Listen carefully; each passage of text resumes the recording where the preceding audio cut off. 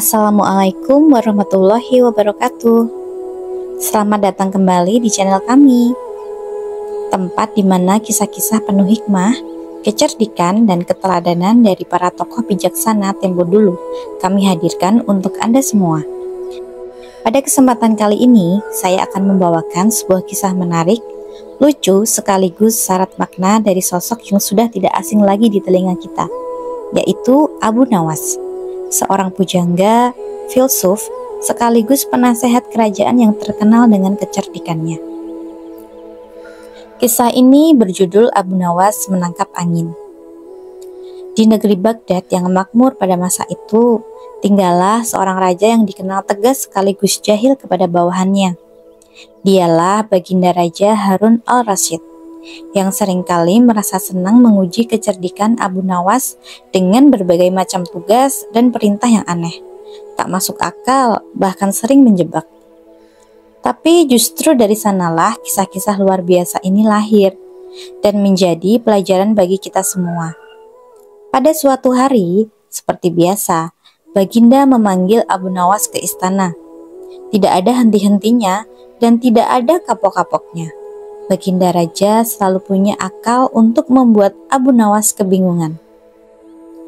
Setelah Abu Nawas tiba di istana, Baginda Raja menyambut dengan sebuah senyuman. Sebuah senyuman yang bagi Abu Nawas justru membuatnya waspada. Sebab biasanya di balik senyuman itu tersembunyi perintah yang aneh. "Wahai Abu Nawas," kata Baginda memulai percakapan. "Akhir-akhir ini perutku sering merasa tidak nyaman. Kata tabibku, aku terkena serangan angin.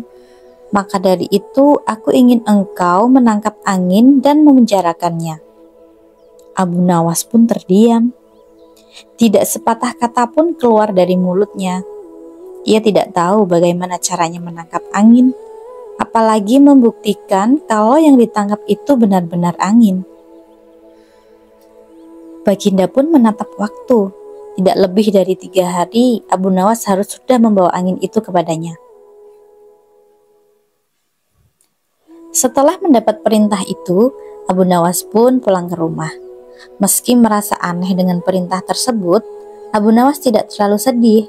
Baginya, ini sudah menjadi bagian dari hidupnya. Tantangan semacam ini bahkan sudah seperti kebutuhan. Abu Nawas percaya, selama mau berpikir, selalu ada jalan keluar. Karena dari berpikir, ia tidak hanya bisa menyelamatkan diri, tetapi juga bisa membantu orang lain yang lebih membutuhkan. Apalagi seringkali atas kecerdikannya, ia mendapatkan hadiah berupa uang emas dari Baginda Raja, yang kemudian ia gunakan untuk membantu orang-orang miskin di sekitarnya. Namun 2 hari berlalu, belum juga Abu Nawas menemukan akal untuk menangkap angin. Hari terus berjalan, dan waktu yang ditetapkan Baginda hampir habis. Abu Nawas benar-benar bingung. Ia tidak bisa tidur walaupun hanya sekejap. Di malam ketiga, saat hampir putus asa, Abu Nawas teringat sebuah kisah yang pernah ia dengar tentang Aladin dan lampu wasiatnya. "Bukankah jin itu tidak terlihat?" gumam Abu Nawas kepada dirinya.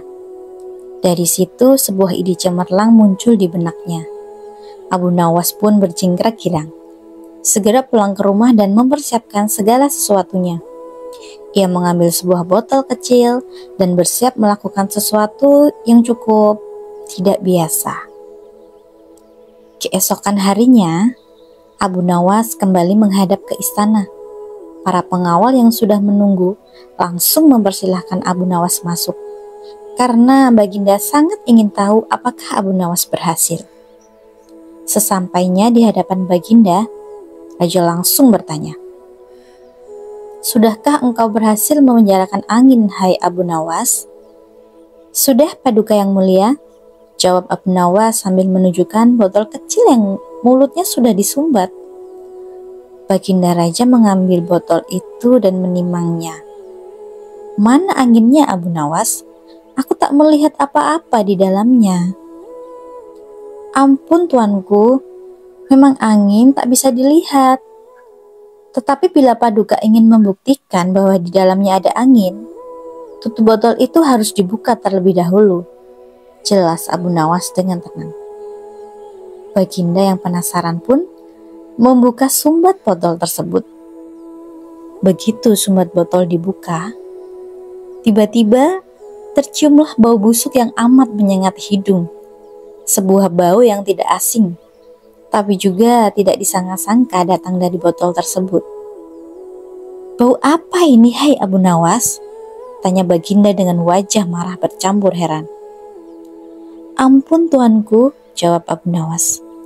"Tadi hamba buang angin, lalu hamba memasukkan ke dalam botol. Karena hamba takut angin yang hamba buang itu keluar, maka hamba sumbat rapat-rapat mulut botolnya." Baginda pun terdiam. Sebelumnya ingin marah, tapi penjelasan Abu Nawas memang masuk akal. Bukankah perintahnya memang menangkap angin? Dan angin itu pun telah ada di dalam botol tersebut. Akhirnya Baginda tertawa terbahak-bahak. "Wahai Abu Nawas, engkau memang sungguh cerdik. Sekali lagi, engkau berhasil menyelamatkan dirimu dari perintahku yang aneh." Abu Nawas pun selamat untuk kesekian kalinya.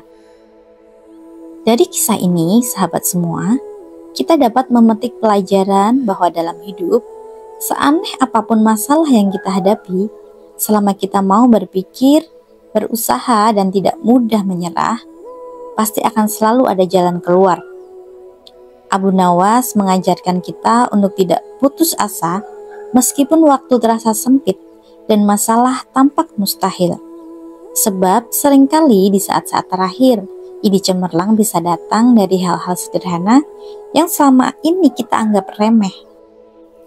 Demikianlah kisah Abu Nawas menangkap angin kali ini. Semoga bisa menjadi hiburan sekaligus pelajaran bagi kita. Jangan lupa untuk like, subscribe, dan aktifkan lonceng notifikasi agar tidak ketinggalan kisah-kisah menarik lainnya di channel ini. Sampai jumpa di kisah berikutnya. Wassalamualaikum warahmatullahi wabarakatuh.